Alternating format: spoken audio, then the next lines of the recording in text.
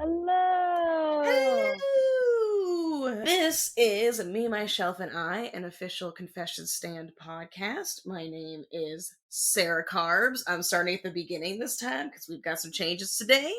Really switching it up today. Look at I you know, go. always at the end, but now Hannah's not here to defend her title, so I'm taking it. And I am Sam Swags. And Swags, what are we reading today? We are reading A Court of Silver Flames by Sarah J. Maas, and we are getting into part 3 titled Valkyrie, which will cover chapters 51 through 63. Beautiful. I'm very excited. This is a very meaty section. But so good. Before we get into it, though, we should point out the missing person in the room. Unfortunately, Hannah is unable to join us for this episode. We're hoping that she'll come back soon. So it's just going to be your favorite duo of the trio. Old school podcast style. The OG, yep. That will be part of this discussion today. But Sarah, let's get into it. You want to do the quick recap of our last section? Sure. So we have Helion, our favorite High Lord of the Day Court, pops over in his beautiful black Pegasus, Yep. which is awesome. And he is there for a few reasons. One, to break the spell that was on the Autumn Soldiers, the two that they had brought back from the bog that tried to attack them, and also to help with Feyre's pregnancy concerns because she does not have the body of an Illyrian and she's giving birth to an Illyrian, like a little winged baby that's going to tear her ass up. So so Reese is trying to figure out some way around that. And then after Helion looks at the soldiers, he realizes that there is a very ancient sort of fog around them and they assume this is the crown. So we are fairly certain that Brialyn, who was the human queen that has a vendetta against Nesta, it has the crown in her possession. So that means we're just missing the harp because we already found the mask. And Nesta, she is sent with Cassian to do their first little emissary thing at the Spring Court. And Tamlin arrives, shows some major shade, and Nesta completely just disses him. So he kind of runs off with the tail between his legs, literally. And Cassian starts incorporating Valkyrie training. So we talked about in the last section about how the girls are doing this whole ribbon thing, where that was how you determined if you were a Valkyrie, is you tied a satin ribbon to a pole. And if you could slice it in half, then that was the final task that deemed you, that you were a Valkyrie. So, but they're also incorporating a couple different other types of Valkyrie trainings from. Well, they haven't started yet. Cassian promised that if they bring them the information on training techniques, that he would start incorporating it. So this section is the start of it with the ribbon cutting technique. So yeah, the end of last section was because Gwen is working with Meryl. She's a very mean Fae in the library on the history of the Valkyrie. So Gwen's bringing the manuscript and all of her research, and then Cassian's going to integrate that. The biggest thing is Nesta with the sword. Nesta's dread trove. She's got a dagger, a sword, and a long sword that she unknowingly created into a dread trove. And this is kind of where all the shit goes down for this last section of the book, because Amryn and Rhys decided that it was not a good idea to tell Nesta about this because they thought she was too unstable to handle it and she would go off and do something bad. And Cassian did not think this was fair, and Feyre agreed with him that he could tell her about it. But unfortunately, Cassian, our wonderful himbo, he did not approach this very well. If you could name a sword. So awkward. Oh my gosh. So she is so angry that she does the entire 10,000 steps and in just a blind rage goes to Amryn's house, screams at Amryn, and Varian gets Feyre. Feyre comes over and tries to de-escalate the situation, but because Nesta's still so upset, she breaks to Feyre that Rhys is hiding from her that her pregnancy is going to kill her. And we all just know from the end of Frost and Starlight that this will also kill Reese in the process. So 3 of them are goners. But none of the inner circle knows this yet. Yeah, just Nesta, Cassian, Amryn, and I want to say Azriel. No, none of them know about the agreement yet.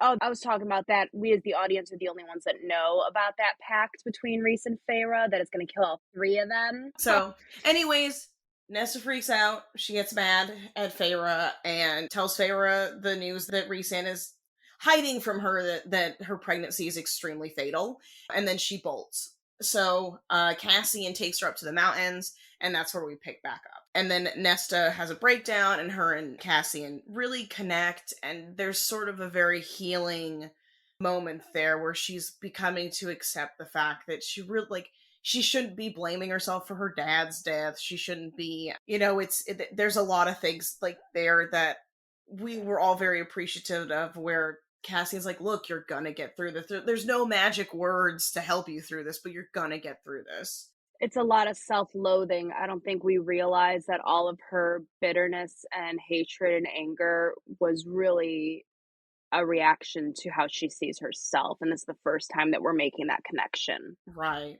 absolutely. And then we're just going to start off our new section. Yeah.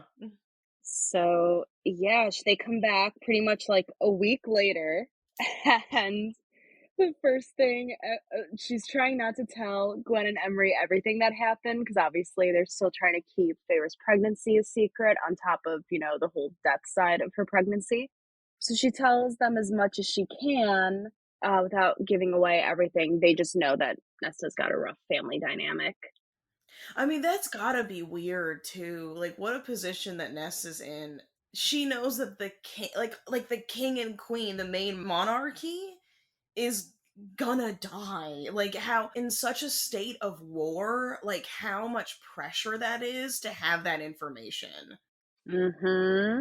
And it also being your sister, and also knowing that there's an impending war around the corner, that this could totally like mess with the outcome, not only losing the people you love, but mess with just the greater political scope of the world too. I mean, we're seeing how close Baron is to snatching the Spring Court, and Tamlin's alive. He's just running around in a lion costume.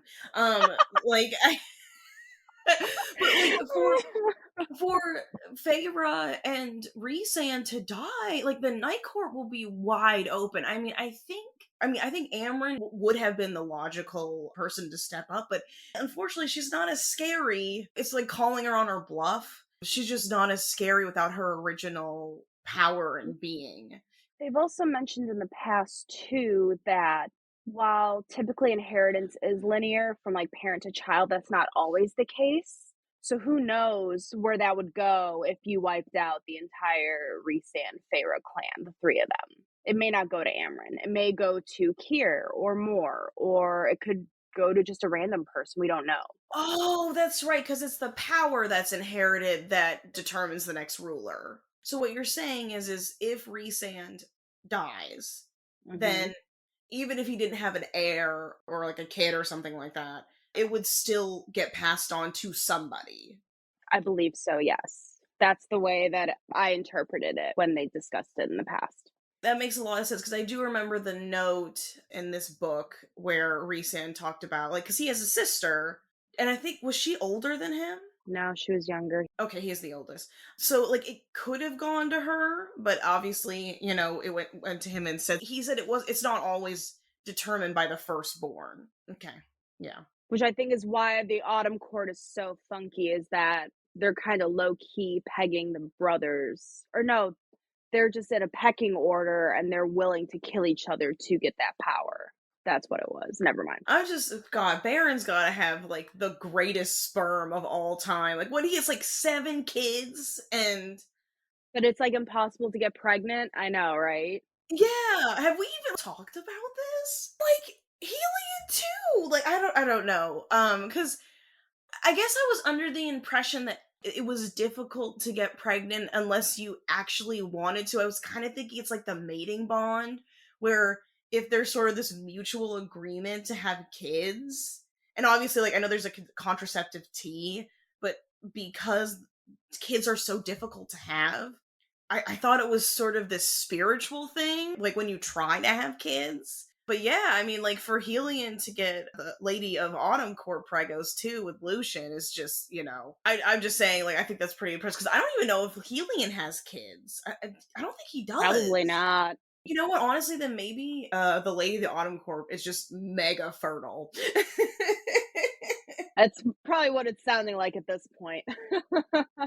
Right. Yeah, I'm like, if Helion doesn't have kids and Baron gave her 6 out of the 7, that lady gosh, that lady has like an industrial oven.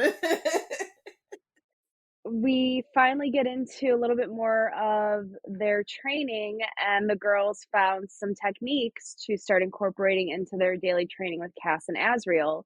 One of the big ones was the ribbon cutting technique. Do you want to get into that? Sure. You love talking about it. You got very excited about it, and you're gonna have to redo it now. I well, I think what's frustrating for me about this thing, because I was kind of annoyed that Cassian could do it. So, I'll just to preface is the ribbon tying technique is you take a silk ribbon and you tie it to a pole, and if you can slice the ribbon in half, then that is the final test to call you're a Valkyrie. And then you take the ribbon that you cut, you tie it around your head like a crown. Oh, like it kind of reminded me of like karate. So and I've actually like looked up fan art of the three of them, and they have the little strip of ribbon. Is so cute. And yeah, so this is a Valkyrie training signifier, that this was their way of determining if you are officially a Valkyrie if you finish the training, because Valkyrie, as we've discussed in the past, it's not a race. It's not. It could be anyone can. Well, it has to be a woman for starters, but aside from that, any woman can go through the training of becoming a Valkyrie, whether they're Illyrian, Fae, Seraphim. Anyone could be a Valkyrie, but you have to go through this. But this is the final task to determine if you've completed the training. So Gwen is very confident about this, and she's kind of challenging Asriel about it. She's so spunky. I love her. Yeah, she's so spunky.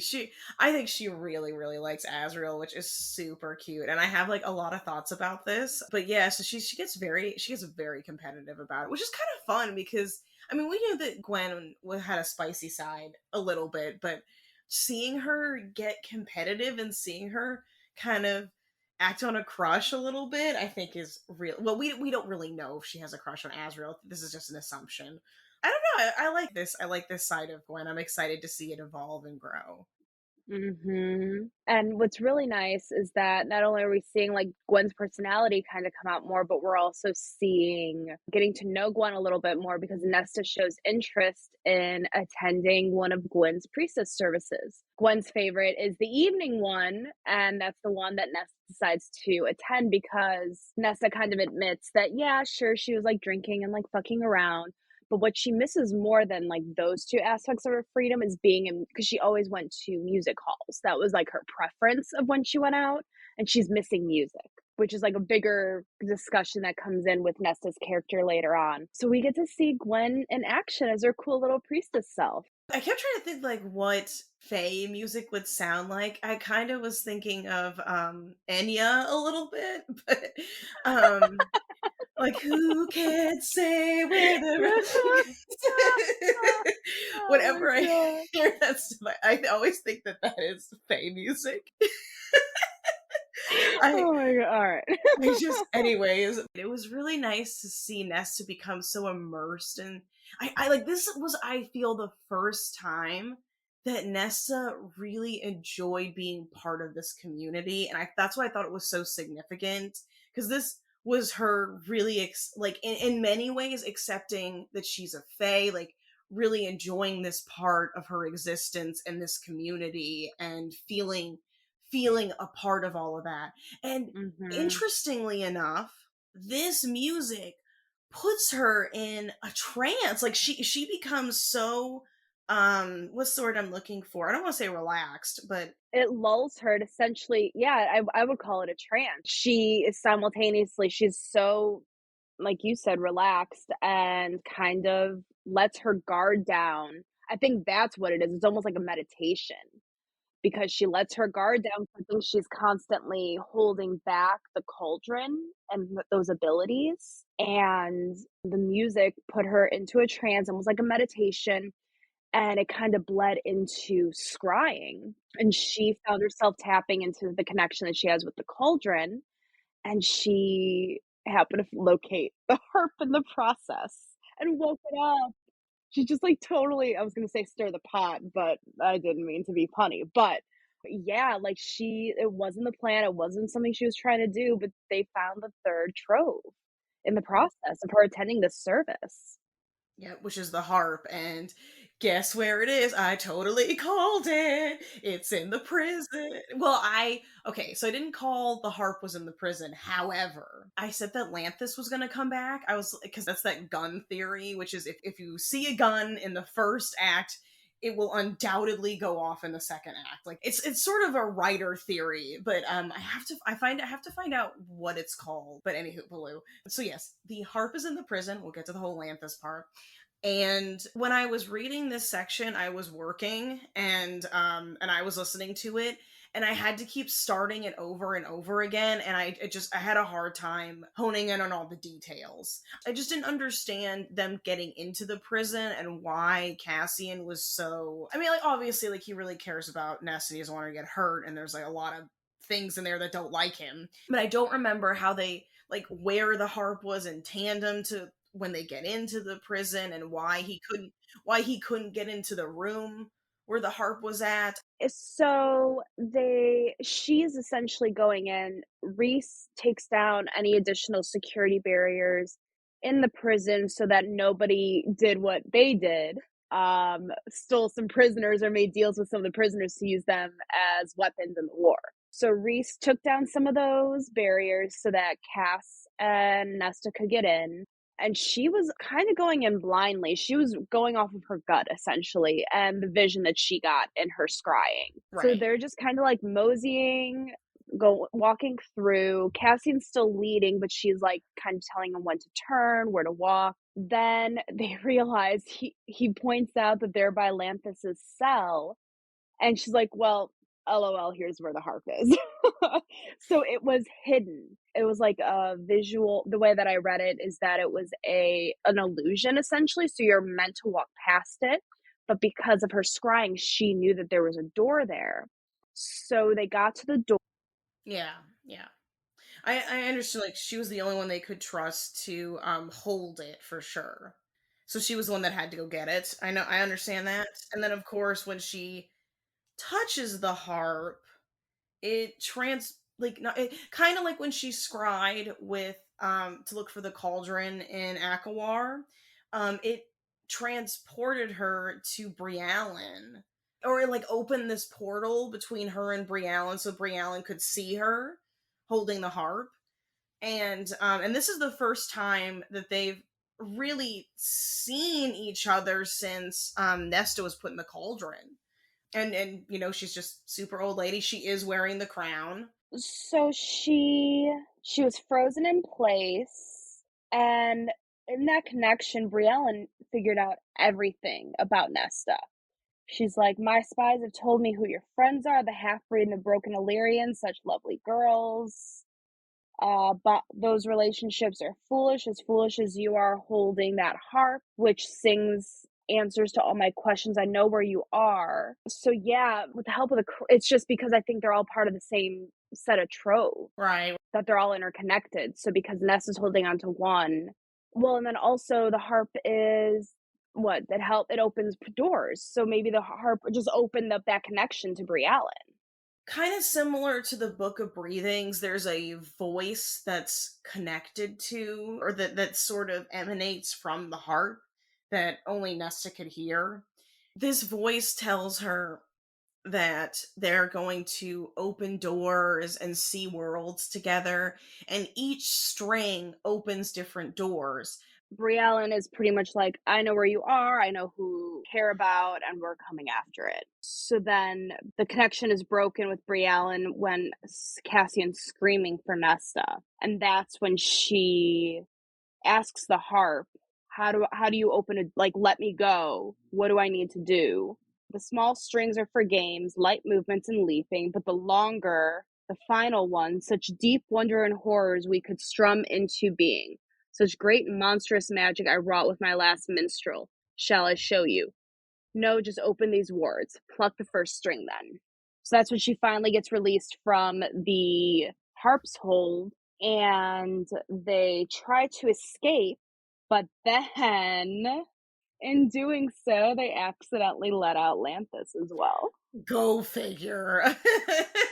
He doesn't have a physical form at first. He's just a ball of wind, right?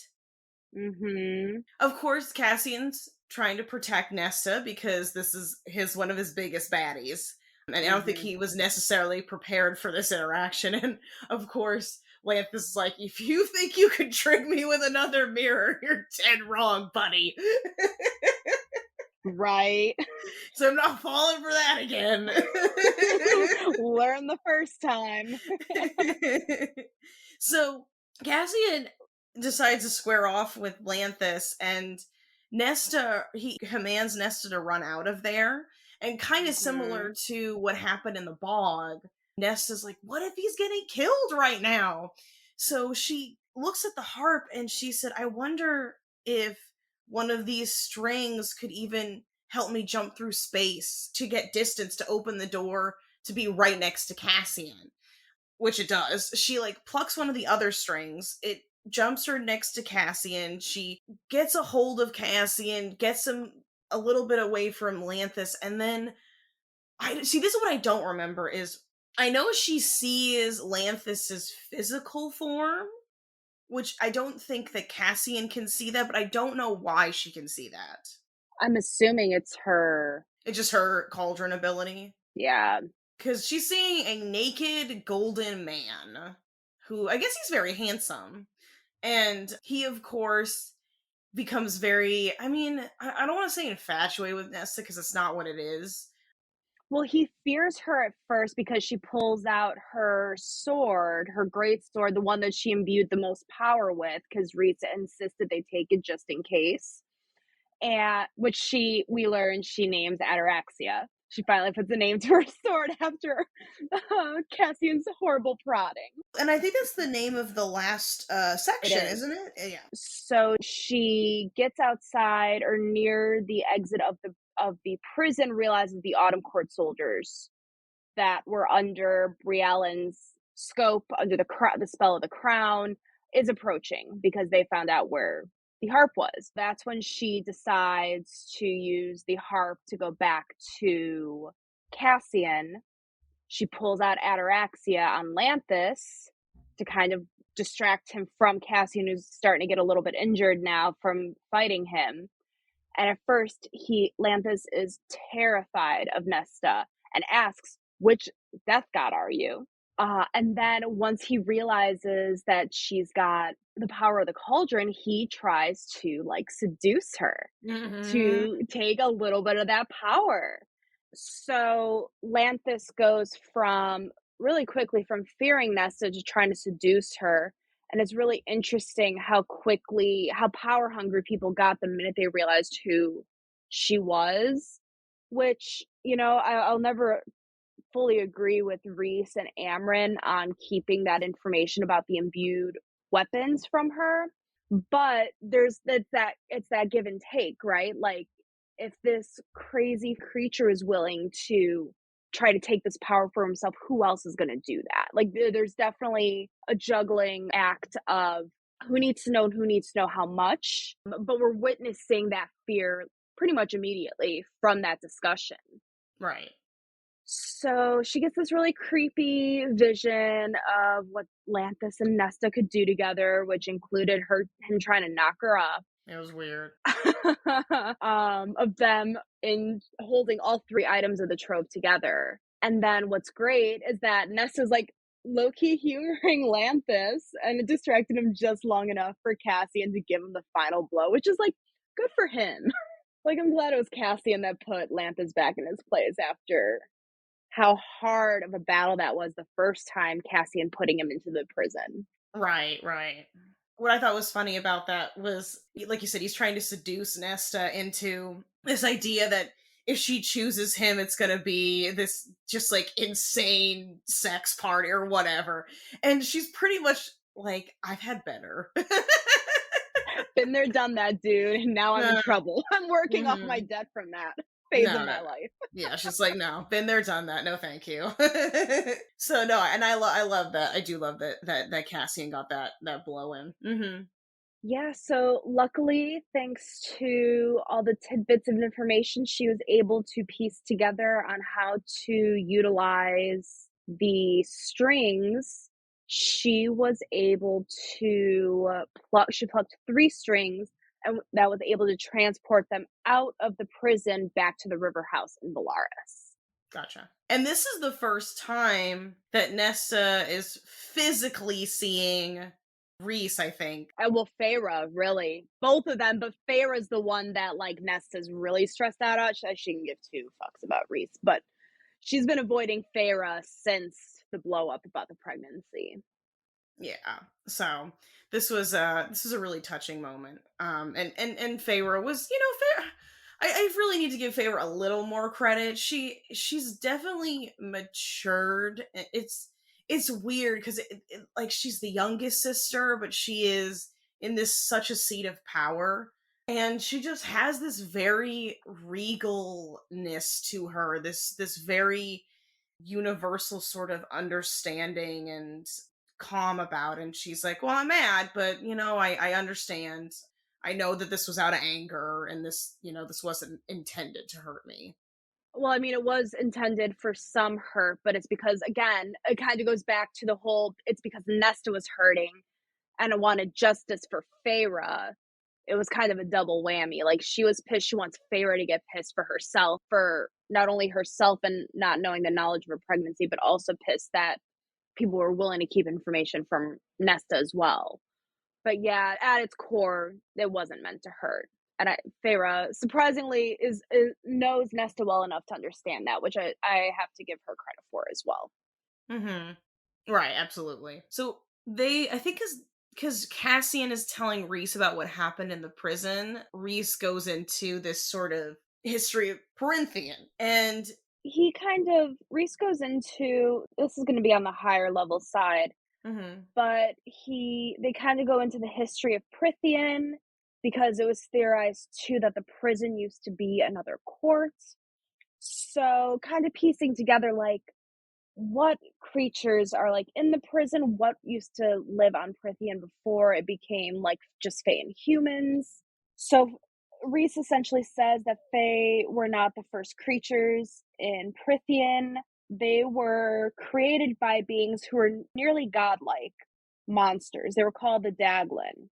They ruled for millennia and enslaved the Fae like they enslaved the humans. There are some parts of mythology that talk about Fae heroes, a Fae hero called Theon, Mhm. who wielded one of the last made swords, Gwydion. Oh, that's right. Didn't Lanthus say something about one of the swords? Like, didn't he say in the prison, he's like, that's not Gwydion or something like that? Yes. So that's how old Lanthus is. Wow. Yeah, he's a really old dude. He looks good though.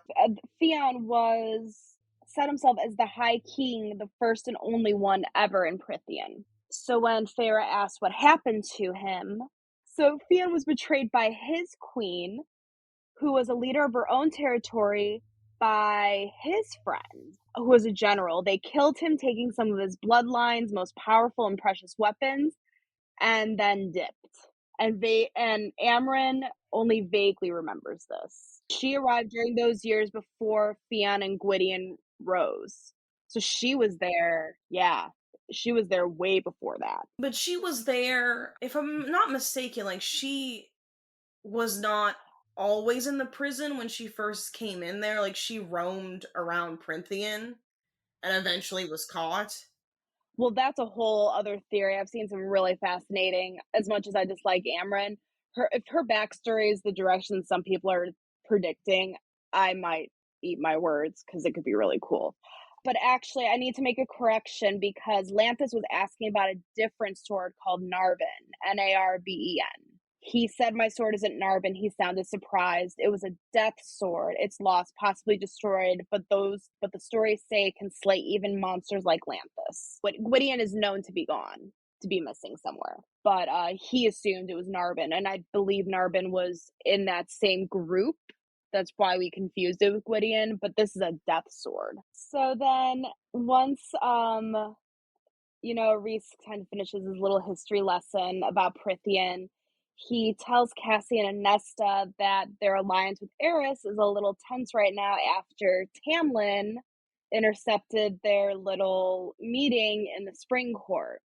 So they are trying to come up with a way to better secure their alliance, and their genius idea, they're like, "Well, Nesta's a dancer. Why don't we have Nesta seduce Eris?" It works. It does.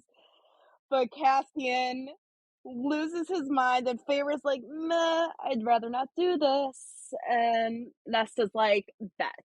I think it's really funny because at the dance, both I've never seen Feyre and Cassian be on such. Of course, they're in the same place, but here they are, mind screaming at Rhysand because Eris is making these proposals, and he's like, "No, I'll give you whatever you want. I want Nesta. Yeah, I want that. If that's what this is all about, I want it." I feel like the Fey dances, from the way that they describe them, they sort of remind me a little bit more of ballet with all the spinning and stuff that's in it. It almost sounds like she's doing pirouettes and stuff. Like it's sort Yep. of this mix between like ballet and a waltz. Like a ballroom or like a foxtrot maybe, because that has a lot of spinning in it as well. Or maybe it's more intense like tango. But it's this like really intimate, dramatic sort of dancing techniques that what we're hearing, because Morgan apparently is a very good dancer, and she's teaching Ness at least the more traditional dances, kind of like when you watch old Mhm. movies like Pride and Yep. Prejudice and stuff like that.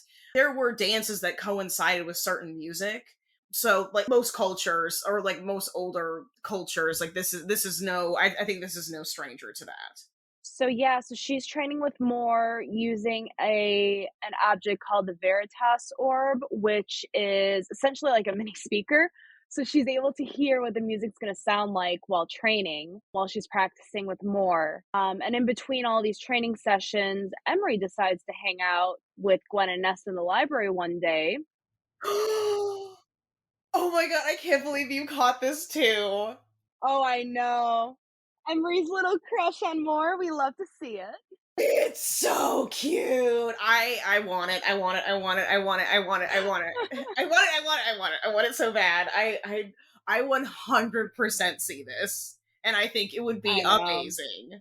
Yeah, we can talk about how people think it's gonna evolve because I've seen some theories and I agree with it, but we'll do that in our last episode. Okay. No, I agree. I saw that part where she's like looking at Moore and she's kind of starstruck, or what's the word I'm looking for? Like it feels like an infatuation a little bit.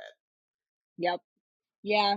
It's really cute. Nessa could have sworn pink stole over Emery's brown cheeks. I love it. Very, very cute.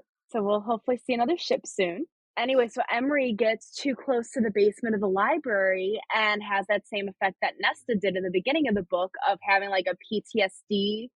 Well, it's a PTSD for Emery, but hearing those like negative thoughts, like reliving those worst memories of your life, she finally opens up about her past a little bit, her getting her wings clipped by her father and just the overall abuse that she took from her father, especially towards the end of her life as she was more of an adult. Um and then because it's the solstice, that's why they're training Nesta with dancing, because they're gonna have a big solstice celebration, and that's when she's gonna seduce Eris. Gwen's gift is so stupid cute. She got a Meryl to write a chapter about them as Valkyries, redoing all their techniques. Oh, I know. The resurgence of the Valkyries. We love it. I got really choked up. I know, right? Like, what a way to, like, some people get to, we, the three of us got tattoos. They get to be in a book. Mhm.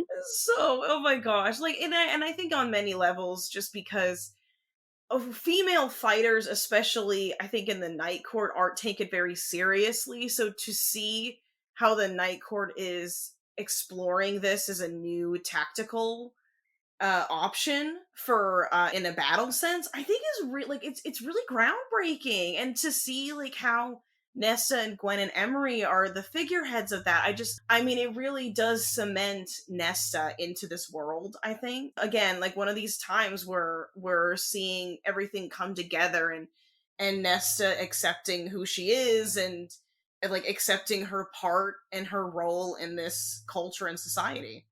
Mhm, and I don't think she realizes it just yet because she's still like, "Oh, I'm just doing this thing 'cause my sister told me to," like, "Yeah, we'll do some of these fun Valkyrie things," but yeah, this is definitely, as I think we see in the very last section of the book, this is a start of something much bigger and better for the Night Court overall. I have a question for you in this section because I know you've been suspicious about the House of Wind.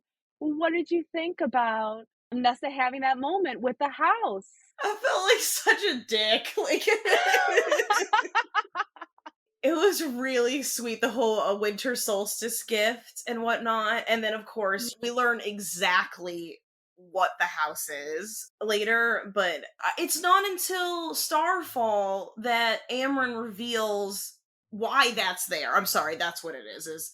Well, no, it says the pit. I wrote the pit at the bottom of the libraries of the House Heart has a traumatic backstory like all the priestesses and tries to relate by replaying old horrors. Oh, but I was thinking of the Starfall scene, but never mind. So Nesta sees like these little evergreen little branches, kind of like, people lead rose petals to like a bathtub or a bed. Like, it's basically what the house does, and it brings her all the way to the bottom of the library.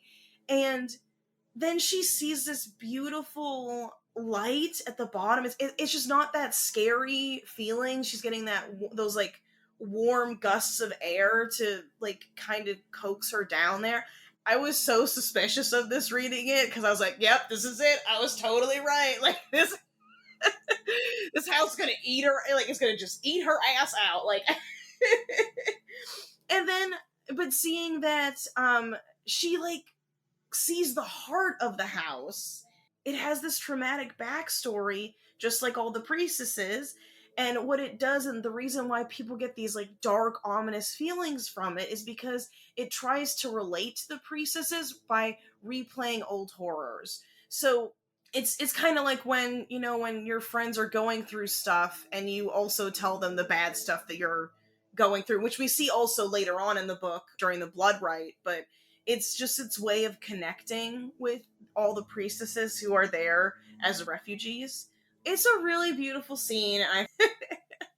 I genuinely, I don't know, I was like certain that was going to get her. So the whole time I felt very victorious reading this chapter, and then I was like, aw, like, With this being their winter solstice season and celebrations, of course, I mean, I don't know about you, even rereading it, I totally forgot that the whole point of this big court-wide celebration in the Court of Nightmares was not only to solidify their alliance with Eris, but it was also them finally announcing Feyre's pregnancy. mm-hmm. Should have known. I don't know why I forgot that detail, but I was like, of course they would. And what's interesting is that they use Elaine and Nesta as like props, pawns, as like a royal family type status upon their entrance. I was so fascinated by the description of the two women, of the two other sisters in this scene from Cassian's POV, which granted we do have to say, like, obviously Cassian's gonna be a little biased, but he said that while Elaine looked beautiful, the black dress wore her and sucked the life from her because they were in all black in their night court, especially Court of Nightmares. But Nesta shined. And I just thought that was so interesting to show how different all the sisters are. And it just like really puts into question Elaine's future almost. Like, I'm super, super curious because clearly Feyre has embraced the night court cultures, and Nesta has too. Feyre and Nesta have, and so it's just like real. Like Elaine obviously has assimilated to her Fey lifestyle, but maybe not necessarily the night court. I couldn't agree with you more. That particular section did catch my eye. And, and I think a lot about that moment where Nessa's in the spring court. She's like, oh, Elaine would have loved it here. Not saying that's what's going to happen, but just like seeing how muted her whole essence was at this ball. And even though, because that's always the thing is, like, Nessa's the creature, Feyre's the wild child, Elaine's the beauty. Elaine is the one that's here to make the moves, or was always this like bargaining chip because of how beautiful she is.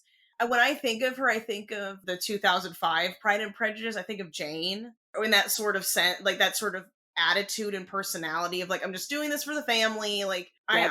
I'm the beauty, but I'm not going to bring too much attention to it. I'm not going to feed into the ego of it all. Yeah, I agree with you. I think it really did marginalize Elaine in a very indirect way. And I kind of felt bad for her a little bit. I felt like she obviously, like, I think, growing up as emo kids, when you wear a lot of black, you're assuming that you're miserable, even though I mean that, and that's not the case. But I don't know, I felt this was kind of an emo moment for Elaine. And I feel like Elaine's just one of those people who I'm going to follow the leader on this. I'm just going to make the best of this situation of where I'm at. Like, she hasn't really made, aside from, I think, getting married to Grayson, or getting engaged to Grayson and consummating that, I don't think she's really made a lot of her own choices. And I really wanted to talk about it in this episode, but I feel like it might be better suited for the last episode, about how I'm like sort of revisiting Elaine and Lucian, because I flip flop between her and Asriel, but Mm-hmm. there's something about her and Asriel that doesn't quite fit for me.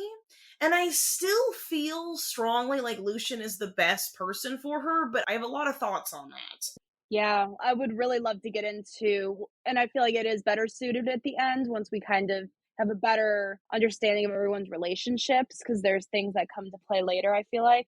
Right. Well, and I have a lot of thoughts and stuff. I feel like I have a very unpopular thought when it comes to Cassian and Nesta still. So I feel like I'd rather talk about that together, because it's sort of the parallels between them that I think is really interesting about this whole story, about these sisters. But yeah, it's as these books progress, my hope is that we see some more independence from Elaine, and I would like to see her move away from Nesta. Like Nesta's really engaged in Cassie, and I feel like, and obviously Feyre's gonna have a baby soon, maybe, and, and hopefully, I feel like Elaine's getting pushed to the side. And I'm hopeful that this will sort of force Elaine to make some choices on her own. And I want her to leave the night court. Like, seeing her in this scene, I realize, I'm like, oh, she doesn't belong here. I mean, like, just not in Prythian. I think she's coming to terms with her Fey abilities, but I think this is not the right space for her.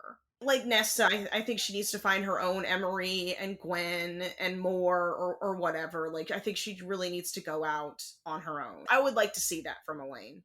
Yeah, I agree. So their plan goes into place for the heiress seduction.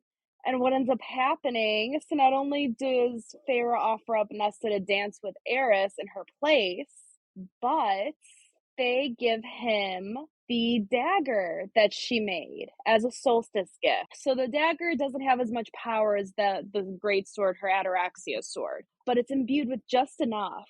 It was such a weird move, especially because they were like, oh, don't touch it, don't touch it, don't touch it. But here we are going to gift it to a questionable alliance at best. And then, so of course they dance, and Eris is literally eating out of the palm of her hands, and Cassian's losing his shit. But what's funny is that they had to glamour away Cassian's scent on her so that Eris would completely give in to the whole illusion of it all. And then from this point on, we'll talk about it in the next section when it comes up, but we keep getting these nuggets, these drops of information from Eris of like whenever Eris is asked about what happened with him and Moore, he's like, Moore knows the truth, but is never revealed. And we keep getting these little nuggets, and it's like, I was always so vehemently against Eris because I just don't. I'm still not sold, but I think that I'm gonna have to eat my words by the end of the series. And I'm fully prepared for that. But until I'm told otherwise, I'm going to just destroy this man every turn. I'm not sold on him yet. Well, and Maris makes a really good point, which I found this. I was like, oh, like I thought he had a really valid point when it came to. He said that taking Nesta would be a good payback because Cassian ruined his engagement to Moore. So, this would be a show of good faith, eye for an eye type of thing. Which I was like, ooh, I'm like, can they really argue that? Because I don't think they can. So, and it feels like Rhysand is entertaining it, but I mean, obviously, like he doesn't go through with it. But I think Eris he had some valid points. Yeah, no wonder. Yeah, things are just so tense just throughout this entire book between Eris and Cassian. It's really interesting how, I don't know, because the first couple of books, you just see everything from Moore's trauma point of view that you don't think about that Cassian was a complacent part in that, and that Eris, I mean, we don't know how Eris truly felt about his engagement to Moore. We only know what her perspective of feeling like she was being auctioned off as cattle. So yeah, I mean, he's valid. If he's pissed about it, like I guess that tracks. We always just thought of him as treating her also like a piece of cattle, but that may not have been the case or his intention in the proposal. Right. He may have liked Moore a lot. Yeah. There might have been some genuine feeling there for sure. Yeah, I never even considered it because he's this monster in my head. And yeah, like I said, it's totally gonna come to bite me in the ass at the end of this series, and that's fine. But until then, I'm gonna be obsessed with this man. And so Cassian waits long enough, letting Eris and Nesta dance, and this was so cute. It was stupid. I loved it. It was so sweet, and he was so nervous. And of course, Eris insults him on the way out. Surprise, surprise. Yeah. I think Eris is probably the better dancer though. Yeah, that's just a whole commentary on like that's fine. It's the effort that matters, right? And Nesta's good enough for the both of them. She doesn't need an Eris. And then it's so funny. Pretty much the minute that Eris stops dancing with Nesta, Eris is like, "What can I do?" Goes to Rhysand and is like, I want it.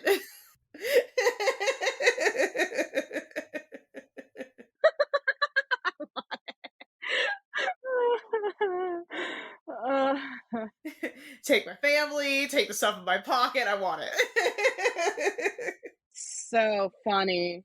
And yeah, I mean, Rhysand's kind of like dragging him along, like, oh, we'll talk about it. We'll consider it. I'll talk to Nesta. Blah, blah, blah. And then, this whole time, we're so focused on Nesta and Feyre's relationship because that is like the focal point. We forget that Nesta's also isolated Elaine during this entire time.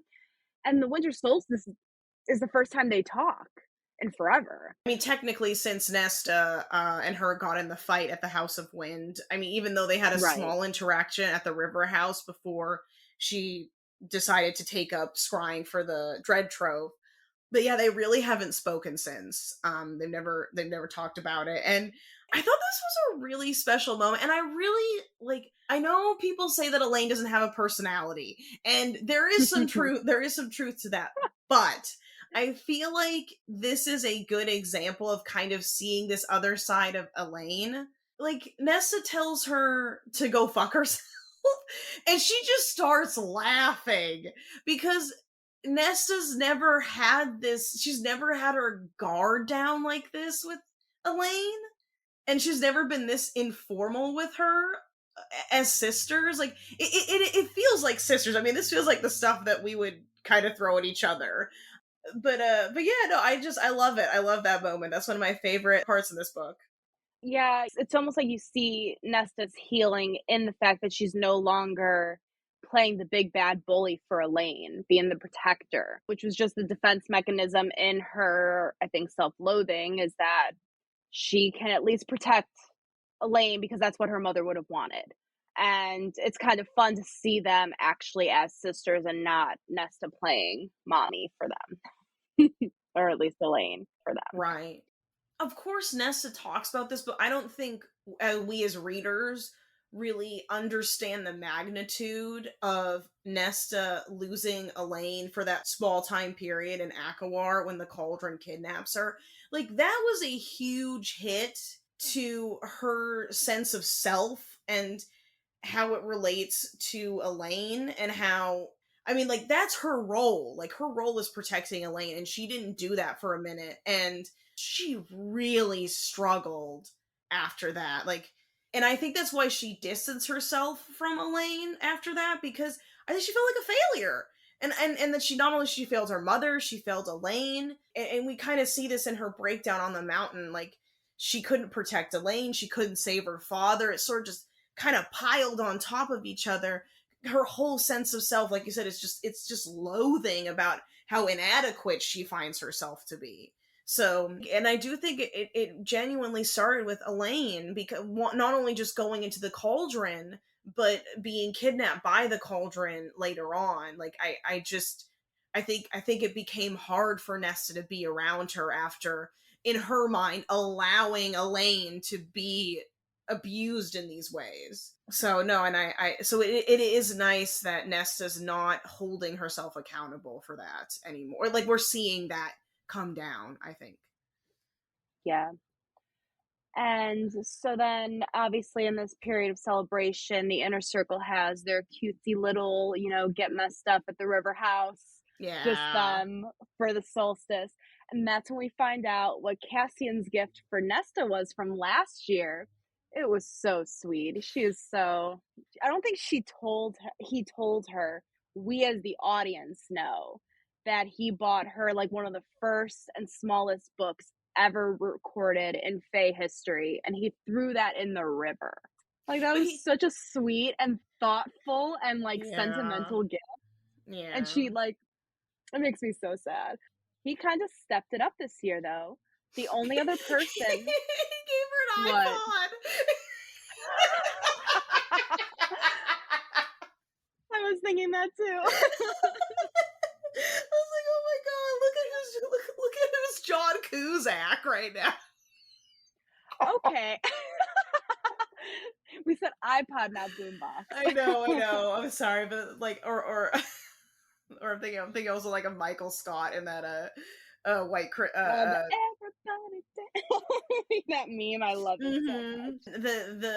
the naughty Christmas where everyone's passing around this iPod. But no, I was like, oh my god, he got her an iPod. I love it. I know, right? Do And then they even make iPods anymore? I know. I'm sorry, that's a I don't tangent. think so. Yeah, I don't think they do. I think they're just like, it's on your phone, dude. So, what's really sweet is that Cassian gives Nessa that gift at the end by themselves, one on one.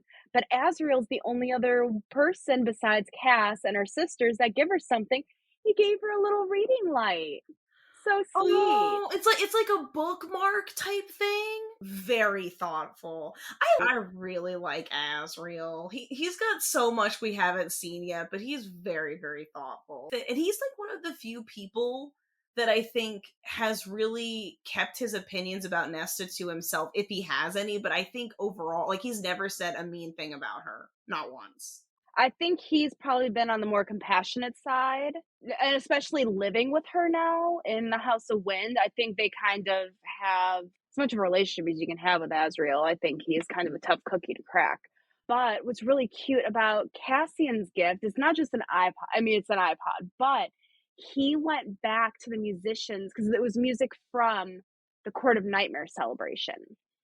And instead of recording that song during the music during the event, he requested the musicians to replay everything they played that night without the crowd in the background. So it's a literal recording just for her. And then he went to some of the bars that she used to go to, and he had them playing, Mm-hmm. like, just went all out. Like, he really, like golf clap. Like he really, really, really put a lot of thought and effort into this gift. I think, and it's so overwhelming for Nesta that she refuses it. It is such a good gift, and because she doesn't feel worthy to receive it from him.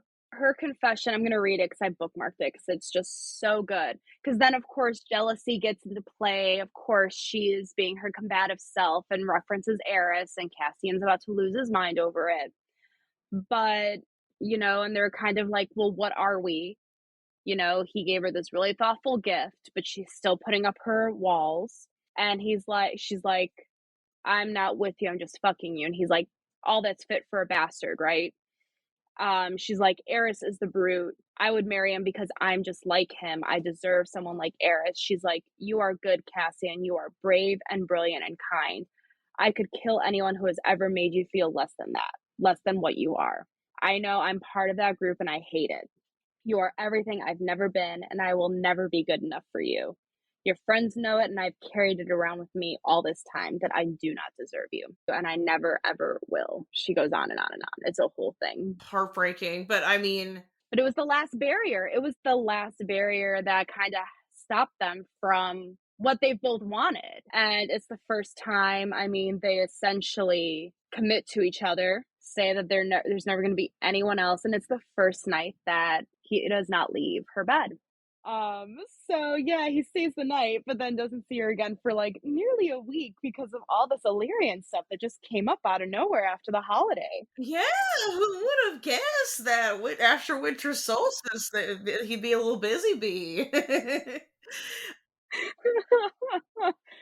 So Nesta's like, well, she's like, I thought things were going well, but now I don't know. So she just like requests some girl time with Sleepover! Like, this was one of my favorite sections in the book because I know that the three of us would have totally done all of these things. Like the house was so over the top. I mean, it made bubble baths in the room. Emery's wearing like a diamond tiara. I think and Gwen shows up. She leaves the library. and Gwen actually shows up. And they make, oh my gosh, they made friendship bracelets. I know, friendship bracelets. I totally had Taylor Swift in my head after. It was so sweet. Oh my gosh. Which, the important thing about the friendship bracelets that we have to touch on is Nesta decided to make a wish on them. And which this comes into play in the next section. But it's just like we just know what happens when Nesta does stuff to things. So and I called this one. I totally called this one that how this whole wish was going to affect the bracelets, but we'll see that in the next section. So all three girls are officially Valkyries now after this training session when Cassie decides to show back up, as has been leading it this whole time. And as you started saying, that they start doing these weird group trainings in kind of Mm-hmm. a maze-like setup.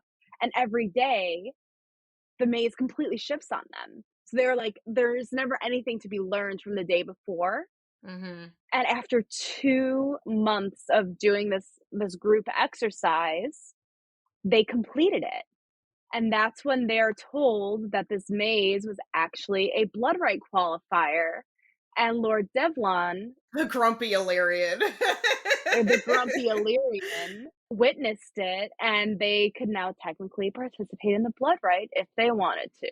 Yeah, they qualify, which is so like I just love Cassie and like he is just so determined to I'm glad it's weird because I feel like I wish he should have told them before they did all of this.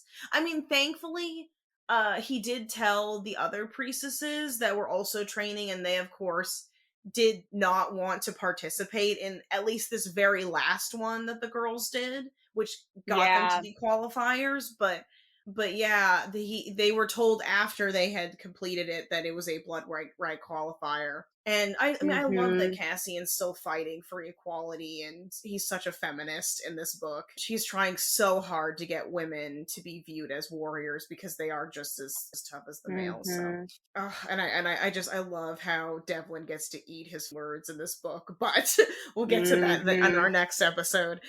And so yeah, Nesta is feeling really empowered, really confident after doing this. And I just think she's just coming into her own. She's having this really like powerful check-in moment with herself and just being able to admire all the stuff, but like, you know, look at where she's come from and where she is today.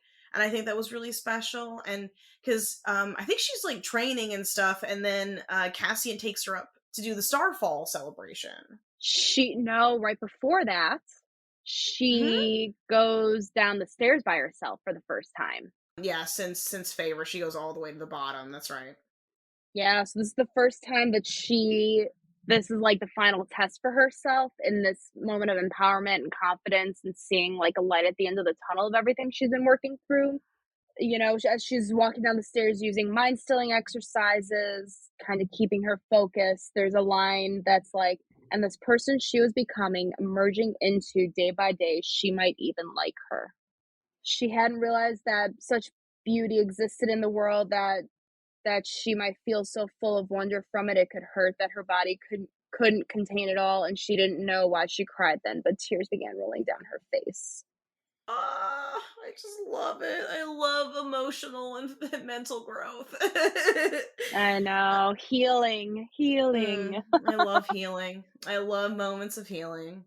And I love the fact that, you know, this is the first time she's completed the stairs. And then the very next thing that happens is Cassian picks her up and he takes her to Starfall. And this is the first time she's talking to Amryn since she went down the stairs the last time, and she apologizes for her behavior. And it's almost like retracing your steps almost to an extent. Mhm, I'm trying to think about like the symbolism of that, of being able to do it things over and make the better call this time, instead of, you know, this time she mhm, went down the stairs and she's like, you know what, I'm gonna make things right. I'm gonna use this opportunity as a like she didn't appreciate, that's what it is she didn't appreciate all the work she had done the first time she went down the stairs. I mean, because that was a huge accomplishment, that was months. But because mhm, she was in such a blind rage, like that completely went right over her head. And it was just, you know, and no one really talked about it either because they're all mad at Nesta. So now she's done the stairs again, and she can like really see all the hard work she's done and all the growth she's made, and she's making good use of it, and she's putting it towards fixing relationships and speaking her truth and just being more authentically herself. I really, really, really love that little scene. And then the really mhm, nice thing that Amryn does for Nesta is she tells her about the house. And well, you know, and Amryn accepts her apology, and they have this nice moment, but she's like, you know, Nesta, I noticed there was something with the house when I got here, and when she touched it, she's like, the house is alive. And she's like, yeah, it's always been. So she's like, no, no, you don't understand. Like, you've imbued your power into the house because the first wish she made when she got there was she wanted a friend. So she made the house have a personality and a heart. Like, she gave the house a heart. And now it's this sort of living, thriving thing, and the whole heart of it is changed, and it's like breathing life into this home in this area. And it's just such a lovely notation. And yes, I ate my words, and I feel horrible that I thought the house was awful, but I was suspicious, but oh well. But yeah, she just said the darkness at the bottom of it even is different. So it's, you know, we're seeing everything evolve with Nesta. And I think that, you know, when it comes to mental health, it's just, you know, like as you as a person get into a better place, your whole environment changes, and that's sort of this personification of that. Yeah, which was kind of a relief, right? That this is the first time there's no, like, Nesta leaving in a blind drunken rage. There's, like, This is one of the more peaceful solstices that I think the inner circle's had in a while, including Nesta, just all people involved. And then they meet up with Eris again, Cassian and Nesta. This is kind of low key when I realize like it's gonna hurt when I have to eat my words about Eris. Like he's a little disappointed. Like he's pretty disappointed in his rejected marriage proposal to Nesta. And he is still very suspicious and really nervous. He's like, I really think that my dad is about to like pull the trigger on this alliance with Briellen. Like, we have to be careful. And then, of course, in this discussion, just to add further fuel to the fire of suspicion, they let it slip that they have the harp. And he's like, why does one court have two of these items? Like, that's not a great thing for the rest of us. Like, nobody should have that much power. And yeah, it's just the absolute crumbling of this already very fragile alliance when it comes to egos and just logistics. Like, I don't think Eris is completely wrong. I actually don't blame him. No, I completely agree with you. And I think what's frustrating about this whole thing, because this is very Rhysand, and he didn't tell Eris about the Dread Trove, but yet he expects Eris to be completely transparent with them about his father and his alliance with Briellen. And and I think Eris calls them out on it. He's like, you guys aren't playing fair. Like, one, you have too much power. Two, I feel like I was entitled to know that you found the other trove. And yeah, no, they feel like they're kind of on thin ice with him a little bit. But yeah, he's just very wary of them right now, and I think he has every right to feel that way. Mm-hmm. And after her rejection of Eris's proposal, it kind of leads Nesta and Cassian to have a bigger conversation about where their relationship lies, and kind of thinking about what that looks like with an impending war, and what it looks like once she does have the flexibility to leave the home that she's been using as a crutch this whole time. So Nesta is starting to have like a moment of panic, not necessarily about Cassian per se, but just like what her life's going to look like, what she's going to do with her life once, her shackles are off, which is just a little problematic in itself. And, as she talks about, Cassian opens up and is like, you've known this, we're mates. The final, like, the icing on the cake of her panic is like, me admitting this, that we are mates, is my last shred of humanity. We don't do mates in the human world. And if I admit this, if we go down this road, that's something that I haven't finished processing. And then, Cassian, in his rage, frustration, just not being articulate, is like, well, I didn't choose to be shackled to you either. And so then she decides to pull the bargain from again, like you had said, the gun is revealed in the beginning of the show. It's going to come back. So this is with their agreements, the promise that Cassian made for her. So she banished him for at least 1 week, or until she approached him 1st. Mm-hmm. Well, I was just gonna say, I wonder if that's another reason why Elaine is very hesitant about Lucian, because we do know she was engaged to Grayson, so there's that. But I wonder if some of this idea of this last shred of humanity, because Elaine doesn't really understand what mates are either. So I wonder if that also might play into her sort of, I mean, she's not officially rejecting Lucian, but she is not accepting it either. I thought Nessa, and I knew this was going to happen, because I was like, what the hell is going to happen when Cassian starts doing PDA? Because I knew Nesta was going to be uncomfortable, because I can't envision Nesta doing like holding hands and and feeding each other grapes. Like, and I because I certainly, like, I still see those walls up a little bit, that vulnerability that's still she's holding on to very tightly. And I still stand by this. I don't think they're mates. I really, really don't. I think What? I read it again and I thought about it. I'm like, no, I think this is just, it's like when people say they're confusing lust for love. I don't think they're mates. I'm gonna say this. I'm gonna do this explanation. I know you're gonna fight me on this, but it's just the moment, because he's referring to the moment that they were together after the winter solstice, because he's been gone for 5 months, and he's like, oh, I the whole time I wanted you, like the whole time. But I feel like Fae are just, they have very strong emotions, and I did not get that feeling like the same when Feyre and Rhysand got together that first time. Well, second time technically. Like, it wasn't the same as that like lightning bolt shock of Lucian and Elaine. Like I feel, and this is my reasoning, is if Lucian can identify that Elaine is his mate without knowing her, I feel like the sensation of being a mate is a very indisputable feeling. And the fact that Cassian wrestled with it for so long, like, are we mates? Are we not mates? I don't genuinely think that they are. I think he thinks they are. I think he desperately wants them to be mates. I think he You loves are her too. so wrong. I feel fairly certain about this, but I don't think they're mates. You're wrong because Cassie and Anesta met when she was still a human.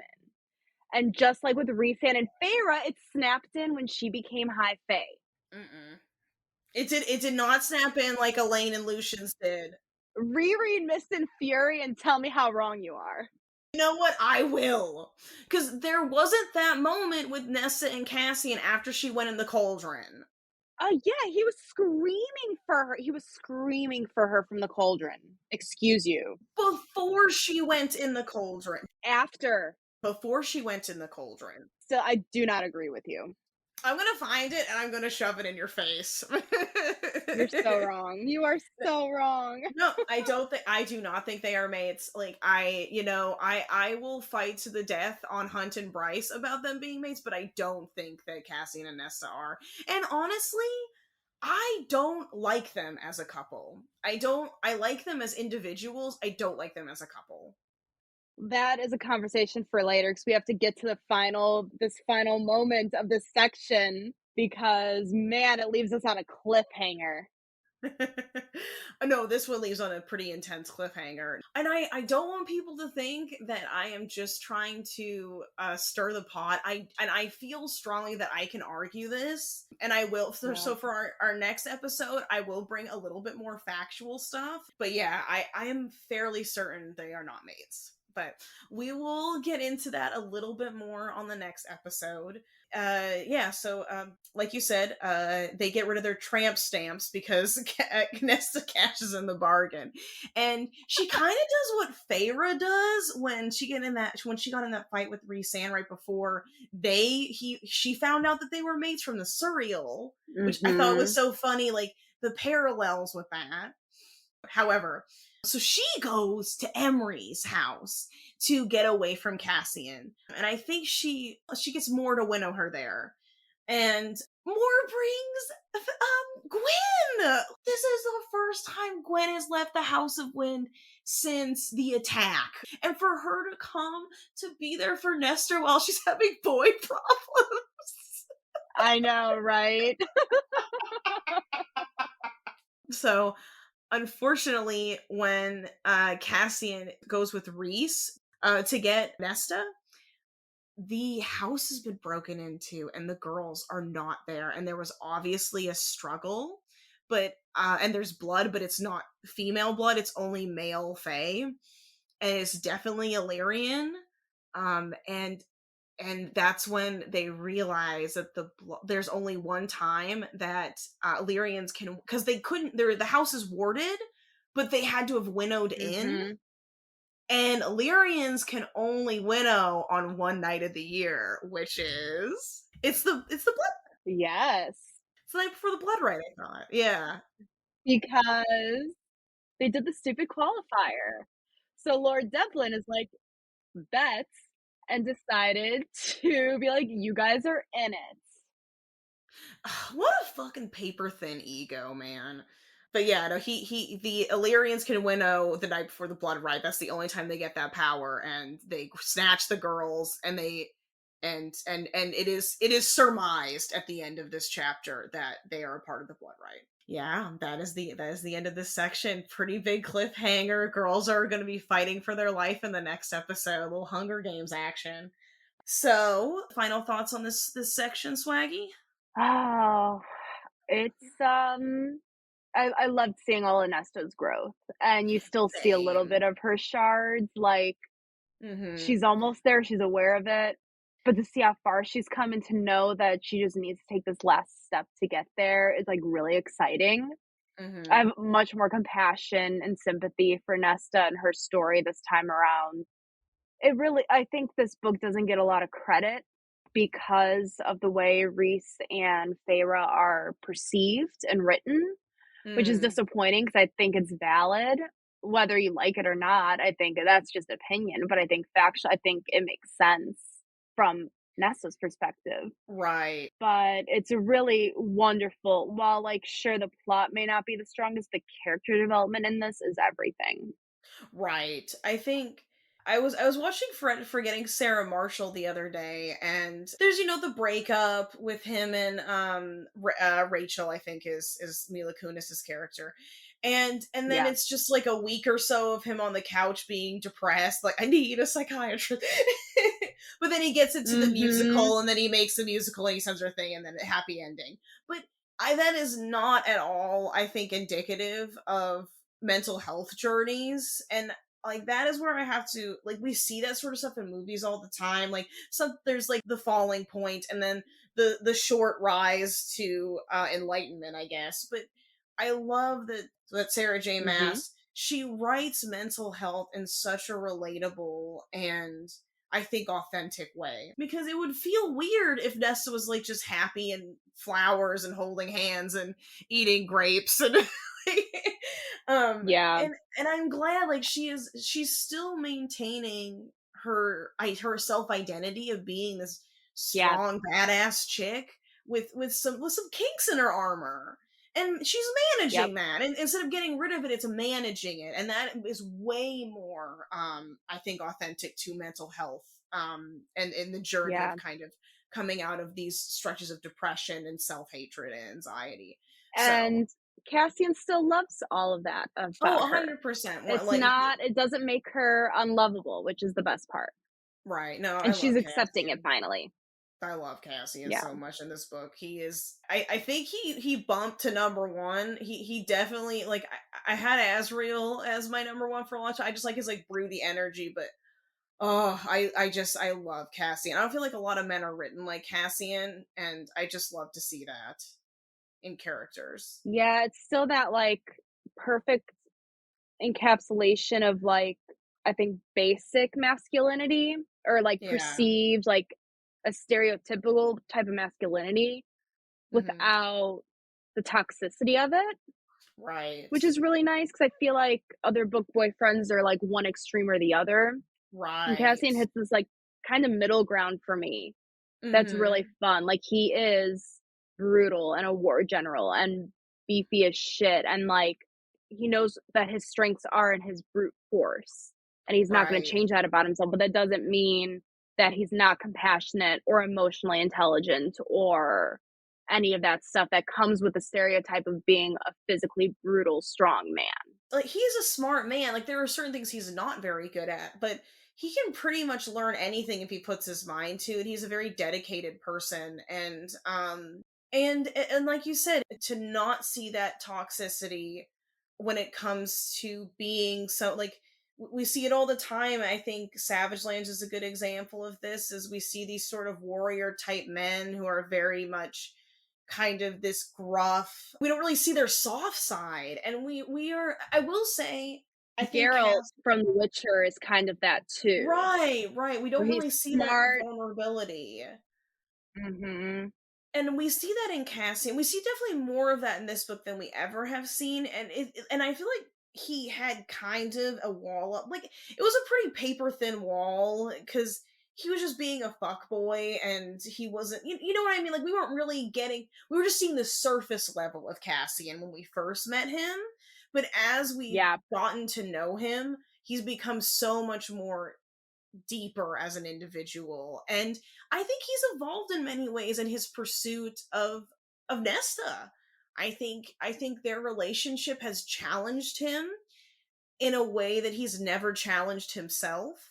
I think it was frustrating, but I also think it was very gratifying as well, because I mean, not to, I'm trying not to personify her into this monster or opponent, but it is almost like fighting for him, like in a warrior sense. It was this sort of sizing up this opponent for a really long time with Nesta, like trying to do this dance with her. But the more accepting and patient he became with her, the more that came down.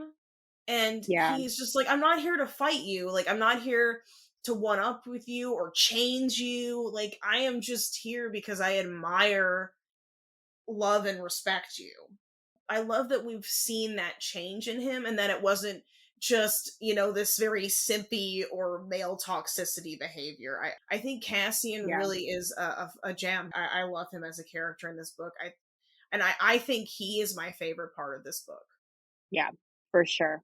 I Mm-hmm. adore him. Alrighty, so our next section is going to be part 4, which is titled Ataraxia, which Mm-hmm. is Nesta's sword name, and that is going to be, it looks very hefty when you see it at first, but they're actually some of the chapters are really short. It's going to be chapters Mm-hmm. 64 through 80. The Oh. whole blood rite is super fascinating. The girl's going through that, and you finally get the resolution of Feyre's pregnancy, and Brialyn. Yeah, there's a lot to come. So Mm-hmm. we will see you next time for our last Mm-hmm. part, our last episode of the Court of Silver Flames. Thank you guys. Bye. Bye. Thanks for listening. You can follow us on Instagram at confessionstand_podcast for any show updates. Feel free to give us a follow on our Goodreads too to see what we're currently up to. That link is in our bio. Bye. Bye.